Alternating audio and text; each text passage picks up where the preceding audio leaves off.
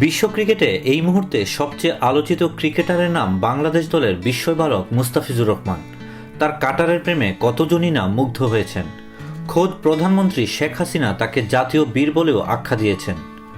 মুস্তাফিজে মুগ্ধ বাংলাদেশ জাতীয় দলের সাবেক অধিনায়ক আশরাফুল বলেছেন, মুস্তাফিজ বর্তমান সময়ে সেরা বোলারদের মধ্যে অন্যতম একজন। সে যদি সুস্থ থাকে আর খেলাটা রেগুলার করতে পারে তবে আমি মনে করি একদিন সেও ওয়াসিম আকরাম, মুরালি ধরনের মতো একজন লিজেন্ড ক্রিকেটার হবে।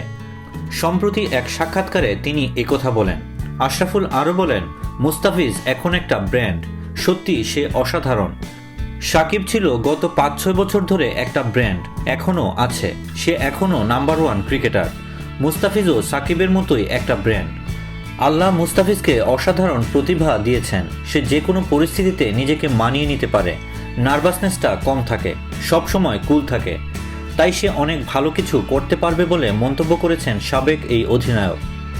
উল্লেখ্য, বিপিএলের দ্বিতীয় আসরে ম্যাচ ফিক্সিংয়ের দায়ে সব ধরনের ক্রিকেট থেকে নিষিদ্ধ হন আশরাফুল। ২০১৩ সালের ১৩ই আগস্ট থেকে ক্রিকেটের সাময়িক নিষেধাজ্ঞার কবলে পড়েন তিনি। এরপর ২০১৪ সালের ১৮ই জুন থেকে তার উপর আনুষ্ঠানিক নিষেধাজ্ঞা আরোপ করা হয়। গত বছরই তার শাস্তির মেয়াদ শেষ হয়। এরপরই আবারও ক্রিকেটে ফিরেন সবচেয়ে কম বয়সী টেস্ট সেঞ্চুরি এই ক্রিকেটার। তবে বর্তমানে ঘরোয়া ক্রিকেটেই খেলছেন তিনি। দেশ বিদেশের নিত্য নতুন খবরাখবর জানতে সাবস্ক্রাইব করে আমাদের সঙ্গেই থাকুন।